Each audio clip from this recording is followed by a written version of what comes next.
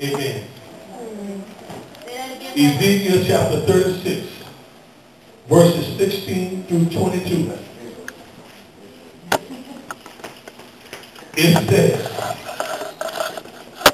moreover, the word of the Lord came to me, saying, Son of man, when the house of Israel dwelt in their own land, they defiled it by their own ways. And these, to me, their way was like the uncleanliness of a woman in her customary impurity. One more time.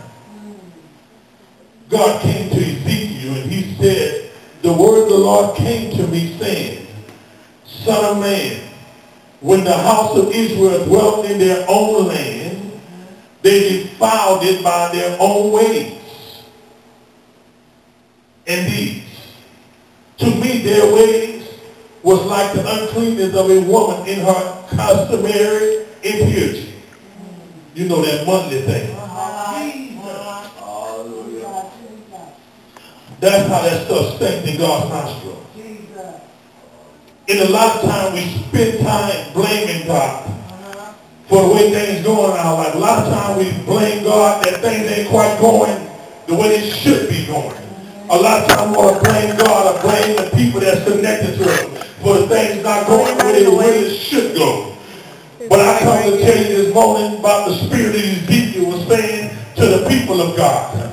It ain't got nothing to do with nothing but what you doing and what you deciding and what you allowing in your space and in your atmosphere. It's all about your choices that you made that brought you to that place where you begin to stay in God's nostril.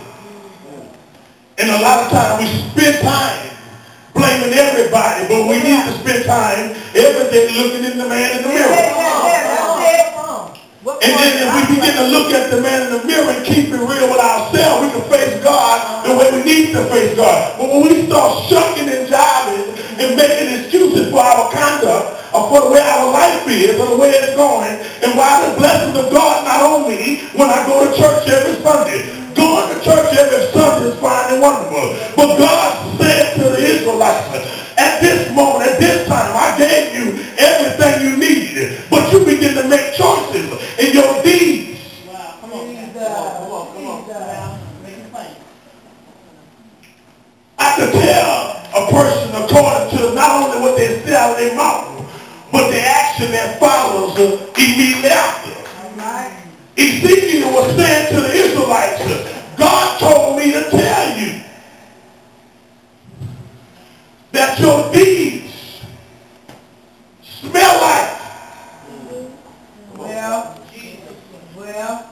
God told me to come by here and tell you the choices you making smell like. The people you hanging out with, the places you going, the things you touching smell like.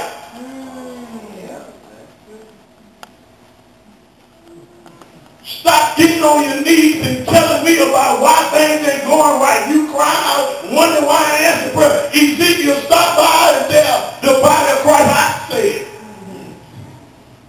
You brought it on yourself with the choices you made. And the action that follows your choices. A lot of times you can have a choice in your mind, but really don't execute it. So you really ain't guilty until you execute the choice. That's right. You can be tempted, but you ain't guilty until you adhere to the temptation. All right. We're going to be tempted on every side. Yeah. But you ain't guilty until the deed take place. You can look at her and say how fine she is, how nice she looks, and all that's fine and wonderful. But the moment the deed occurs, you smell like. Bring your word down. Yes, God. So God had sent Ezekiel by to tell the body of Christ, you at a point in your life where your deeds have come up to me. And your deeds come up to me and I'm not really pleased with what I smell.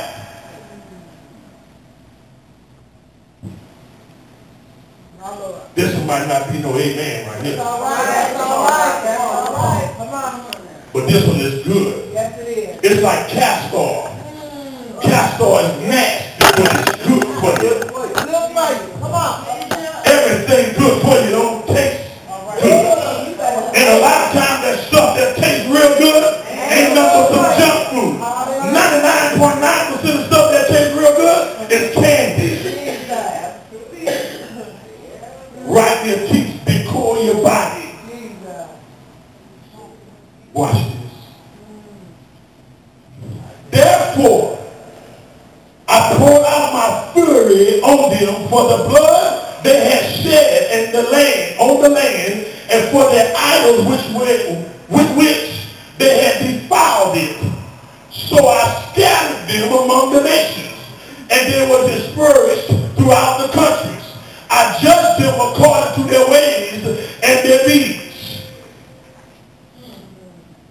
I judged them according to their ways and their deeds.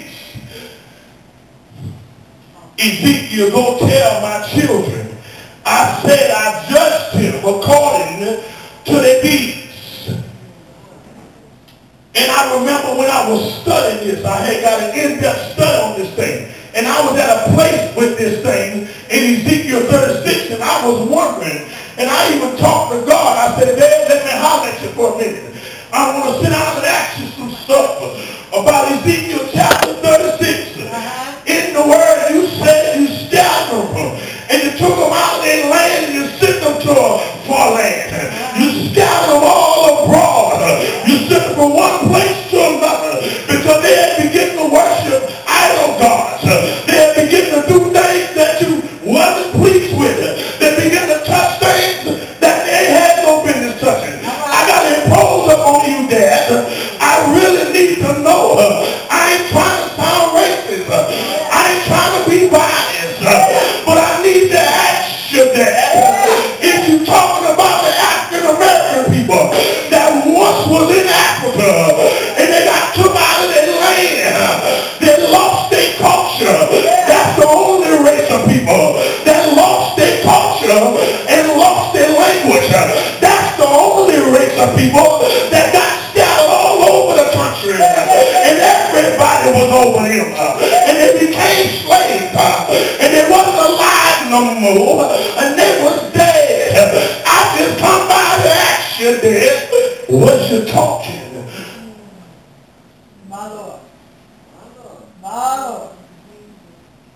About the African American people that was in the land of Africa, worshiping idols, depending on the witch doctors, doing everything under the sun. I'm just asking you, Dad. I'm not saying that's what you're saying. I just want to know, is you talking about us? Yeah. So I scattered them among the nations, and they were dispersed throughout the countries. I judged them according to their ways and their deeds. When they came to the nation, wherever they went, they profaned my holy name.